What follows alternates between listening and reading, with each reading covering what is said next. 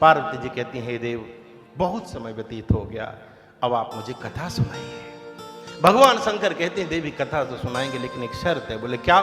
बोले शर्त हमारी ये है कि जब हम कथा सुनाएंगे तो कथा केवल दो के मध्य होगी। हम कथा सुनाएंगे, आप बैठ करके कथा सुनेंगे, केवल दो ही, एक वक्ता और एक श्रोता। और दूसरी बात, बोले क्या? बोले जब हम कथा सुना रहे होंगे तो आपका पूरा ध्यान हमारी तरफ चाहिए। बोले कैसे? बोले जब जब हम कथा सुनाएं आप बीच में ऐसी ध्वनि, ऐसा संकेत करते रहें जिससे हमको लगे कि आप कथा सुन रहे हैं। और यही कथा का नियम है। जब वक्ता कथा सुनाता है तो वो श्रोता के चेहरे को पढ़ा करता है, वो चेहरे के हाव भाव पढ़ता रहता है, कहाँ कैसा क्या बोलना है। और हम कथा सुनाते रहें, आप ऐसे सोते रहो, आप ऐसे करते रहो, हम कथा सुना रहे हैं, आप दूसरे का ऐसे करके बैठे बातें करते रहो, तो फिर कथा में हमें रुचि नहीं आएगी। ये कथा का नियम है। कहा कि आप एकदम बिल्कुल हमारे सामने और हूं करते। बोले बिल्कुल देव। शंकर जी बोले तीसरा नहीं चाहिए। बोले नहीं होगा। और शंकर जी ने ले करके ऐसे जैसे डमरू बजाया, ऐसा निनाद, ऐसी ध्वनि आई है, उस डमरू के प्रभाव से कैलाश पर जितने भी जीव इत्यादि थे सबके सब भाग गए, कोई नहीं बचा। वहां पर एक सुकी माने एक तोती थी जिसके गर्भ में अंडा था, वो भी जब उड़ी तो वो तो उड़ गई, लेकिन जो उसके गर्भ में अंडा था वो कैलाश पर गिर गया। पार्वती जी से भगवान शंकर बोले जाओ जरा निरीक्षण करके आओ, देख के आओ, कहीं कुछ है तो नहीं, कोई बचा तो नहीं। पार्वती जी ने चारों तरफ देखा, बोले कोई नहीं है। कोई एक छोटा सा अंडा दिखाई दिया। बोले इससे तो कोई हानि नहीं है, इसमें तो अभी जीव भी नहीं है। आकर के कह दिया देव कोई नहीं। शंकर जी ने कथा शुरू कर दी। और जब भगवान की बड़ी सुंदर कथा भगवान शंकर सुनाने लगे, एकदम आनंद में झूम गई मैया, बार बार हाँ हाँ। लेकिन कथा के प्रभाव ऐसा हुआ कि वो जो अंडा था उस अंडे में से बच्चा निकल आया तोते का। और जितनी कथा माँ ने सुनी उतनी कथा उसने भी बैठ करके सुनी। लेकिन जैसे ही एकादश स्कंद की कथा होने लगी, योगेश योग विन्यास, कुछ रूखे प्रसंग, कुछ ऐसे खुश्क प्रसंग शुरू हुए, माँ को नींद आ गई। और जैसे ही माँ सोई है, आहा, उसी समय पर तोता का जो बच्चा था उसको चिंता हो गई। बोले माँ अगर सो गई तो भगवान कथा कहना बंद कर देंगे, करूं तो क्या करूं। और आपने देखा होगा तोता बड़ा मेधावी होता है, बहुत, वो कॉपीराइट करने में बहुत एक्सपर्ट होता है। वो जिस ध्वनि में मैया हूं कर रही थी, ठीक वैसे ही तोते ने बिल्कुल माँ जैसी हूं आवाज में हूं बिल्कुल वैसी ध्वनि निकाल करके वो आवाज देने लगा। वो भाव में बैठे, वो पता ही नहीं कब माता जी यहाँ कर रही है कि ये यहाँ कर रहे हैं। ये तोते की महिमा है, मतलब उसको कोई गुण ऐसा प्रभु की तरफ से मिला हुआ है कि वो कॉपी करने में बहुत ज्यादा। आप ले आओ पाल लो, फिर जो कहो वो ही कहने लग जाता है। इसलिए जो दूसरों की भाषा बोलते हैं ना, वो हमेशा बंद रहते हैं, पिंजरे में रहते हैं, जो दूसरों की जुबान बोला करते हैं। एक तोते की मैं कथा सुनना था। एक सेठ जी का एक तोता था, उन्होंने पाल रखा था पिंजरे में। तो उनके यहाँ जो भी परचूनी की दुकान थी, उनके तो जो भी सामान लेने आते थे, तो वो तोते की इतनी विशेषता थी कि किसी ग्राहक ने कहा कि सेठ जी, बोले जी, बोले चीनी दे दो, तो वो पिंजरे में सुन लेता था। और सेठ जी अगर किसी काम में भूल गए या किसी काम में, तो वो वहीं से बोलता रहता था, चीनी दे दो, चीनी दे दो, चीनी दे दो। तो सेठ जी को याद रहता था कि ये चीनी लेने आए, ये बोल रहा है। ऐसी उस तोते का स्वभाव। एक दिन कोई सीधा सा आदमी वहां पहुंच गया, भोला सा, वो कोई बिजली का सामान, बल्ब इत्यादि लेना था, वो वहां पहुंच गया। तो बोले सेठ जी हमको ये सामान चाहिए। तो सेठ जी ने उसकी तरफ देखा और फिर कहा कि भैया ये सामान हमारे यहाँ नहीं मिलता है, ये वहाँ सामने वाली दुकान पे जाइए, बिजली की दुकान है, वहाँ मिलेगा। सेठ जी किसी काम में लग गए। अच्छा, ये इतना सीधा कि इतना सुनने के बाद में भी गया नहीं, वहीं खड़ा रहा। फिर जब 10 मिनट हुए थे, फिर बोला सेठ जी, बोले हाँ, बोले ये सामान दे दो। तो सेठ जी ने कहा हमने तुमसे कह दिया ये सामान यहाँ नहीं मिलता, वहाँ मिलेगा, वहाँ उस दुकान पे जाओ, सुनते नहीं हो तुम। सेठ जी फिर किसी काम में लग गए अंदर, वो फिर भी खड़ा रहा। तीसरी बार इसने फिर कहा 10 मिनट बाद, सेठ जी, बोले हाँ, बोले धूप पड़ रही है, ये सामान दे दो। अब सेठ जी को बड़ी गुस्सा आई, बोले कि कैसा मूर्ख है। तो सेठ जी एकदम चिड़चिड़ा गए, चिड़चिड़ा के बोले मूर्ख है क्या। तोता पिंजरे में तब से सो रहा था, और जैसे ही सेठ जी ने गुस्से में कहा मूर्ख है क्या, इतना बोलना था वो उसने सुन लिया, और इतना कहना था वो तुरंत शुरू हो गया पिंजरे में से, मूर्ख है क्या, मूर्ख है क्या, मूर्ख है क्या। अब जितने लोग थे दुकान में वो सब हंसने लग गए। अब स्थिति ऐसी बन गई कि तोते ने उस व्यक्ति को देख लिया और वो रट लिया, मूर्ख है क्या। अगला दिन हुआ, वो दुकान के सामने से निकला, तोते ने देख लिया पिंजरे में से, और बस उसको देखते ही तुरंत तोता बोल पड़ा, मूर्ख है क्या, मूर्ख है क्या, मूर्ख है। अब सब लोग हंसने लगे, उसको बड़ा कष्ट हुआ। तो उसने सेठ जी से कहा, देव, सेठ जी आपकी दुकान पर इसका बहुत बड़ा प्रभाव पड़ेगा। ग्राहकों का अगर ऐसा अपमान होगा, लोग हंसेंगे उनके ऊपर, तो कौन तुम्हारी दुकान पर सामान लेने आएगा? देखो तुम्हारा तोता कैसे कैसे कैसा बोलता है। तो सेठ जी ने भी सोचा कह तो सही रहा, तो एक छड़ी रखी थी ऐसे, तो उन्होंने ऐसे करके पिंजरे में ऐसे नहीं करते, ऐसे मार दिया उसमें, खत्म हो गई बात। अगले दिन वो व्यक्ति फिर आया, वो तोता फिर बोल पड़ा, मूर्ख है क्या? सेठ जी को बड़ा बुरा लगा, तो वहां पानी भरा हुआ रखा था बाल्टी में, उन्होंने तोते को निकाला और उसका मुंह घुसा दिया पानी में भीतर, ऐसे ऐसे करके। बोले अब बोलेगा? जैसे मुंह उसका पानी में घुसाया वो छटपटाने लगा। जब बाद में छोड़ा तो वो समझ गया तोता कि ये अगर कहूंगा तो ये बाल्टी में घुसा देंगे, डर गया। कोई बात नहीं। अगले दिन वो व्यक्ति फिर आया, उस दिन बढ़िया उसने कुर्ता पहना, एकदम चकाचक, बढ़िया परफ्यूम वर्फ्यूम डाल के बड़ी स्टाइल में। जब वो आया तो जैसे ही वो दुकान के सामने आया, तोते ने देख लिया पिंजरे में से, लेकिन तोता ने देख तो लिया पर तोता बोला कुछ नहीं। अब तोता भी ऐसे देख रहा है और वो भी ऐसे ही देख रहा है, दोनों एक दूसरे को देख रहे हैं। तो वो व्यक्ति समझ गया कि आज नहीं बोलेगा ये। अब जैसे ही वो व्यक्ति दुकान से निकल गया, एक दुकान आगे, तो उस व्यक्ति के मन में आया कि पलट के तो देखो बेटा, आज हिम्मत हो तो बोल के दिखावे। तो उस आदमी ने फिर पलट के पिंजरे की तरफ देखा, तोते की तरफ, ऐसे करके जैसे ही देखा तो तोता ने धीरे से कह दिया पिंजरे में से, बोले समझ तो तू गया ही होगा। बोले समझ तो तू गया ही होगा।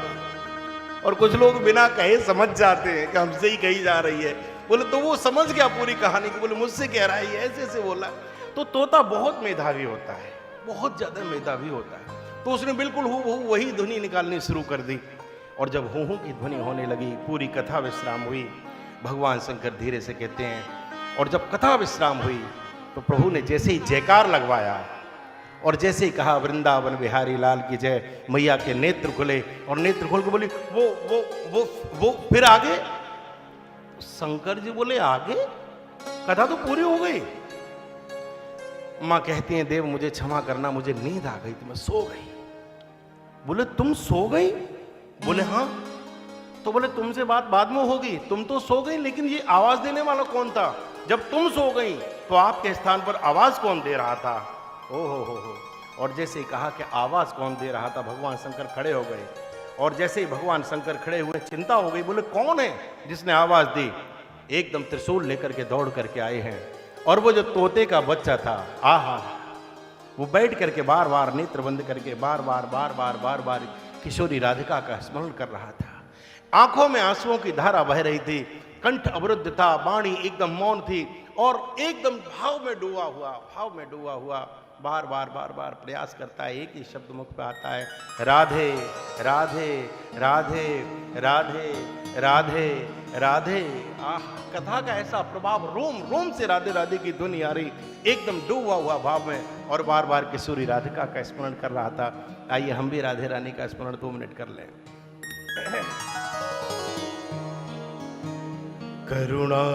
करुणामयी श्री राधे,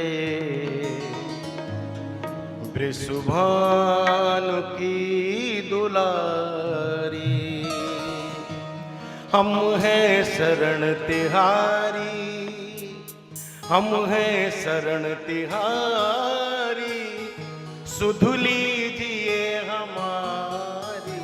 करुणामयी श्री राधे, वृषभानु की दुलारी, करुणामयी श्री राधे, वृषभानु की दुलारी, करुणामयी श्री राधे, वृषभानु की दुलारी।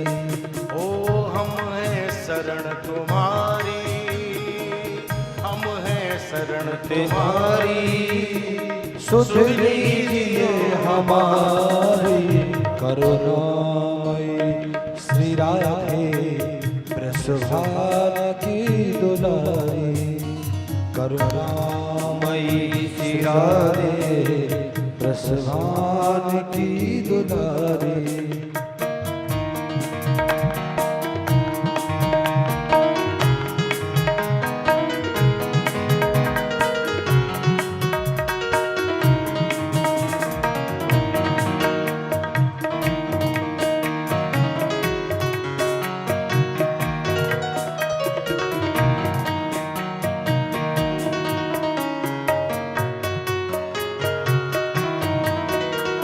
बरसाने वाली राधे महिमा तुम्हारी भारी, बरसाने वाली राधे महिमा तुम्हारी भारी, बरसाने वाली राधे महिमा तुम्हारी भारी, बरसाने वाली राधे महिमा तुम्हारी भारी।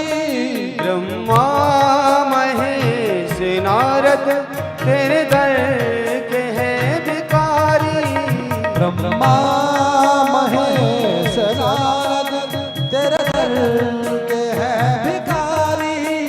वो जिन पूजता सभी जगे, जिन पूजता सभी वो जिन पूजता सभी जगे, जिन पूजता सभी जगह, वो तेरे दर के हैं भिखारी। करुणामयी श्री राधे सुभान की दुलारी, करुणामयी श्री राधे सुभान की दुलारी। ओ हम हैं शरण तुम्हारी, हम हैं शरण तुम्हारी, सुध लीजिए हमारी। करुणामयी श्री राधे सुभान की दुलारी, करुणामयी श्री राधे सुभान की दुलारी।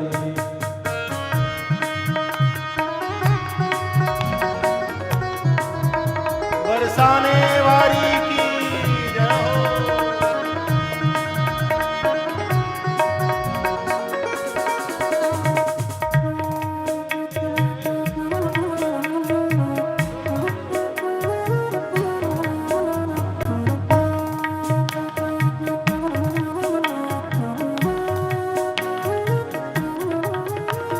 रख लीजिए शरण में सदा राधे राधे गाऊं, रख लीजिए शरण में सदा राधे राधे गाऊं, रख लीजिए शरण में सदा राधे राधे गाऊं, रख लीजिए शरण में सदा राधे राधे गाऊं। करूं चाकरी तुम्हारी कभी और कुछ न चाहूं, करूं चाकरी तुम्हारी कभी और कुछ न चाहूं।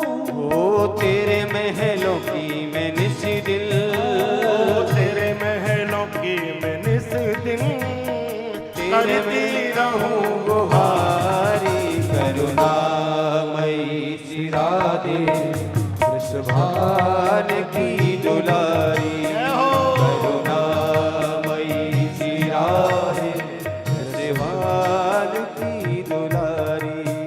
मीठी मीठी ताली बजाते हुए शरण तिहारी हम हैं शरण तिहारी, सुध लीजियो हमारी। करुणामयी श्री राधे सुभान की दुलारी, करुणामयी श्री राधे सुभान की दुलारी, करुणामयी श्री राधे सुभान की दुलारी।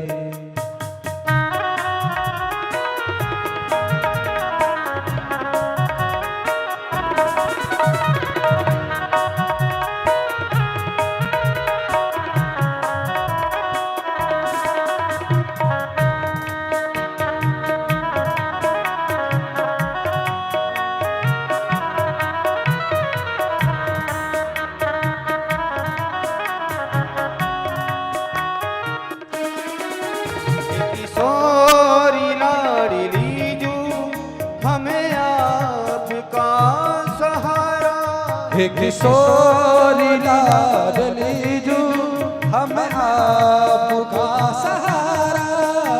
किशोरी लाडली जू हमें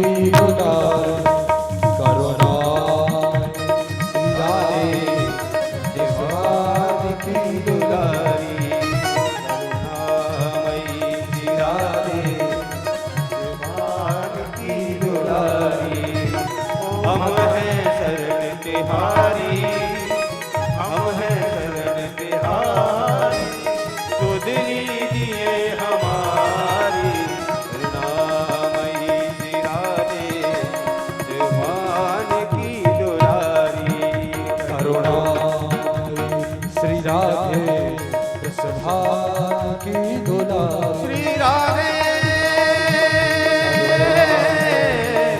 श्री राधे श्री राधे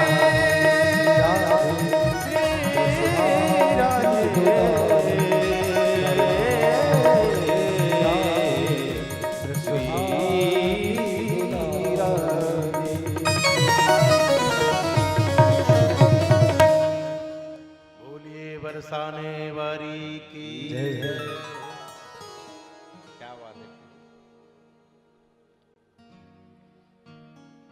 इतना अच्छा गाया आपने, ऐसा लगा जैसे बरसाने बजा के बिठा दिया। एक बार जोरदार ताली हमारे भाई के लिए।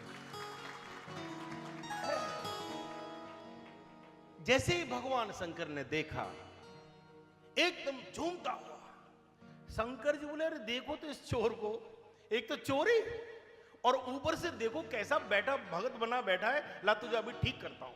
शंकर जी ने जैसे ही त्रिशूल उठाया, सावधान, इसने नेत्र खोले और देखा बाबा, एकदम ये वहां से भागा और ये भागा आगे आगे, तोता पीछे पीछे, शंकर जी आगे आगे, ये पीछे पीछे शंकर जी, वो तोते का बच्चा भगा ही जा रहा है, भगा ही जा रहा है, मृत्यु लोक में आ गया। उसी समय पर व्यास जी की पत्नी पिंगला, आहा, ऋतु धर्म से निवृत्त होने के पश्चात स्नान इत्यादि करके बैठी हुई थी। उसी समय उनको मुंह खोल करके जैसे उन्हें जवाई उवासी ली, उसी समय ये जो तोता था, ये छोटा सा रूप धारण करके एकदम मुख्य मार्ग से गर्भ में चला गया। शंकर जी बाहर खड़े हो गए आकर के। शंकर जी ने सोचा, बेटा कभी तो निकलोगे, कभी तो बाहर आओगे, ये तो है नहीं कि वहीं बैठे रहो और किसी दूसरे के घर में घुस करके मारा पीटी करें। शंकर जी बोले, ये ठीक नहीं है, मर्यादित नहीं, तो क्या करें? शंकर जी बोले, निकलो, कभी आओ, प्रतीक्षा करेंगे तुम्हारी। बाहर शंकर जी बार बार इधर से उधर, इधर से उधर, इधर से उधर घूम रहे। इसी समय पर वेद व्यास जी संध्या इत्यादि करने के पश्चात जब लौट करके आए और उन्होंने देखा कि मेरे द्वार पर भगवान शंकर खड़े हैं, आहा, एकदम प्रसन्न हो गए, आनंदित हो गए। भैया थोड़ी सी आवाज बढ़ सकती है मेरी, हल्की सी, मुझे जोर लगाना पड़ रहा है जरा से,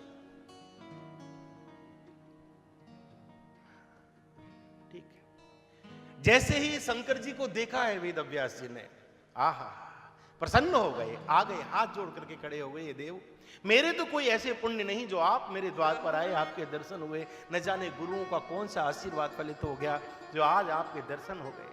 शंकर जी बोले, वेद व्यास जी दर्शन देने नहीं आए। तो वेद व्यास जी बोले, दर्शन देने नहीं आए तो ये भगा दौड़ी क्यों कर रहे हो, ऐसे ऐसे क्यों घूम रहे हो? शंकर जी बोले, मन ठीक नहीं, मूड ठीक नहीं। बोले, क्या हुआ? बोला, आपके घर में हमारा अपराधी घुसा हुआ है। अपराधी कौन? बोले, चोर घुसा है आपके घर में। वेद व्यास जी बोले, चोर? बोले, हाँ। तो बोले, कैसा चोर? अरे बोले, हमारे यहां से चोरी करके लाया है। वेद व्यास जी हंस गए, हंस के कहा, बाबा कैसी बातें करते हो? बोले, क्यों? बोले, चोर तो आभूषण इत्यादि चुराते हैं और आभूषण जो धारण करते हैं उनके आभूषण इत्यादि वस्तु चोर चुरा करके ले आता है। लेकिन हे भोलेनाथ, आपके तो आभूषण ऐसे हैं कि अगर कोई चोर गलती से उन आभूषणों को उठाए तो वो चोर आभूषण बाद में उठाएगा, वो उठ पहले जाएगा। हैं, आप सांप बिच्छू गले में धारण करते, उनको कौन चोरी करेगा? शंकर जी बोले, हाथ से प्रयास मत करो, आभूषण ले लेता तो कोई बात नहीं थी। बोले, फिर? बोले, हमारी बहुमूल्य वस्तु ले ली। क्या ले लिया? बोले, हमारी अमर कथा को धोखे से सुन करके आया है, चोरी से सुन करके आया है, इसका दंड निश्चित देंगे, इसको मृत्यु दंड दूंगा मैं। वेद व्यास जी हंस पड़े, हंसते हंसते बैठ गए। बोले, भोले बाबा? बोले, हाँ। बोले, रही तुम भोले के भोले। बोले, क्यों? बोले, तुमने कमाल कर दिया। बोले, क्या हुआ? बोले, अच्छा एक बात बताओ। बोले, क्या? बोले, अमर कथा सुनिए। बोले, हाँ। बोले, अमर कथा का प्रभाव क्या है? अरे बोले, जो अमर कथा सुन लेता है वो अमर हो जाता है। तो वेद व्यास जी बोले जरा इतना तो सोच करके देखो, जब वो अमर ही हो गया है तो फिर आप उसको मारेंगे कैसे, पहले तो ये बताओ। शंकर जी बोले अरे इतना तो हमने सोचा ही नहीं कि अब अमर हो चुका है। वेद व्यास जी बोले बाबा हम आपकी शक्ति को जानते हैं, भावियो मैट सके त्रिपुरारी, आप तो करालम महाकाल कालम कृपालम, कालों के भी काल हो, आप चाहो तो अमर क्या किसी को भी मार सकते हो, आप काल को मार सकते हो। ओहो, ये बात शंकर जी कहते हैं उमा न कछु कपि के अधिकाई हैं प्रभु प्रताप जो काले खाई, आप तो काल को खा सकते हो, मार सकते हो, लेकिन हे देव यदि आज आपने इसको मार दिया तो आने वाले समय में कथा का सदा सदा के लिए महत्व चला जाएगा, फिर इस कथा पर कोई विश्वास नहीं करेगा कि कथा को सुनने के बाद में भी ये स्थिति है तो फिर इस कथा का महत्व चला जाएगा। शंकर जी बोले कोई बात नहीं वेद व्यास जी, अब जैसी प्रभु की इच्छा, हर इच्छा भावी बलवाना, जो वो चाहे वही हो गया, हम जाते। शंकर जी तो चले गए। ये जो बच्चा गर्भ में गया इसके आने की प्रतीक्षा करने लगे, बोले अब तुम आओ। अब 1 दिन बीता, 2 दिन बीता, 4 दिन बीते, महीना बीते, 10 महीना बीते, ये निकले ही नहीं, आया ही नहीं। अब बड़ा चिंतित हो गए वेद व्यास जी, बार बार कहते हैं पुत्र तुम बाहर आओ, तुम जन्म लो, तुम्हें कितना समय हो गया, आहा 12 वर्ष का समय लग गया। एक दिन चिंता हो गई, वेद व्यास जी कहते पुत्र अब प्रतीक्षा नहीं होती, अब आओ, हम भी पुत्र प्राप्ति की इच्छा रखते हैं, आओ हमें धन्य करो, आओ। अंदर से ध्वनि आई, बोले मैं जन्म नहीं लूंगा। जन्म नहीं लोगे? बोले जी। और अंदर से कह दिया मेरे गर्भ में रहने से मेरी मां को कभी कोई पीड़ा नहीं हो सकती, कोई पीड़ा नहीं होगी, लेकिन मैं जन्म नहीं। बोले क्यों नहीं जन्म लोगे? बोले अगर जन्म ले लूंगा तो भगवान की माया मुझे पकड़ लेगी, मैं जन्म नहीं लूंगा। और माया यही तो माया है, मैं और मोर तोड़ते माया, ये मेरा, ये तेरा, ये तेरा, ये मेरा, यही तो सब कुछ झंझट है, यही तो माया है, मेरा और तेरा। मेरा तेरे का चक्कर खत्म हो जाए तो सारा खेल ही खत्म है। आदमी कहता है अब किसी के घर जाओ, बोले भैया ये गाड़ी, बोले महाराज जी आपकी है। घर, बोले आप ही का है।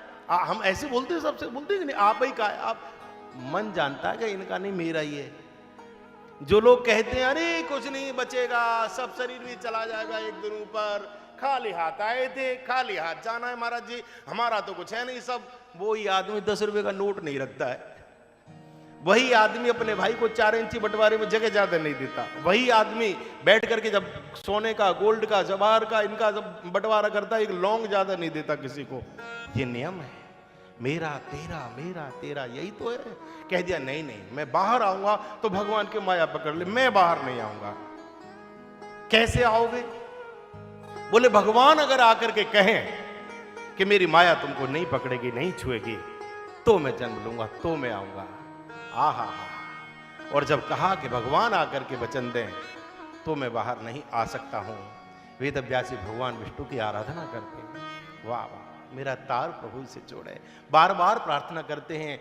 और शंकर जी चले गए भगवान विष्णु की आराधना की। प्रभु प्रकट हुए, प्रकट होने के बाद भगवान विष्णु ने वचन दिया पुत्र तुम बाहर आओ, मैं नारायण तुम्हें वचन देता हूं कि मेरी माया तुमको पकड़ना तो बहुत बड़ी बात रही, तुम जिस दिशा की ओर खड़े होगे उस दिशा में दृष्टि भी डालने का साहस नहीं करेगी। जाओ मैं तुम्हें वचन देता हूं। आहा। और जैसे ही भगवान ने वचन दिया है, प्रभु तो अंतर ध्यान हुए, उसी समय इन्होंने जन्म ले लिया। और जैसे ही जन्म लिया है, क्या लीला होती है, जन्म लेते ही जिनका नालच्छेदन संस्कार भी नहीं हुआ, वो बिल्कुल उसी स्थिति में जन्म लेते ही वन की ओर चल दिए। और जब वो वन की ओर जा रहे थे, पीछे पीछे वेद व्यासी, अरे पुत्र रुको, अरे पुत्र रुको, अरे तुम सुनो तो सही। लेकिन वो पीछे पलट करके ही नहीं देखते। जैसे ही सुखदेव जी का जन्म हुआ, पीछे पलट करके देखा ही नहीं, बिल्कुल उसी स्थिति में आगे चले जा रहे हैं। वृक्षों ने, पेड़ों ने एकदम समझाया वेद व्यास जी कुछ हमसे सीखिए, हैं कुछ हमसे सीखो। आप संतान के पीछे पागलों की भांति दौड़ते हुए चले जा रहे हो, हमसे सीखो। आप तो चैतन्य हैं, आपको तो इतना बड़ा ज्ञान है, लेकिन हम तो कुछ भी नहीं जानते, फिर भी अपने बच्चों के पीछे कभी नहीं भागते। न जाने कितने बच्चे हमसे जन्म लेते हैं, लेकिन कभी भी हम अपना स्थान छोड़ करके उनके पीछे पागलों की भांति नहीं दौड़ते। और तुम इतने विद्वान होकर के तुम्हें भगवान के पीछे जाना चाहिए, तुम इधर भाग रहे हो। वृक्षों के समझाने पर ये लौट करके आते हैं। समय व्यतीत होता गया।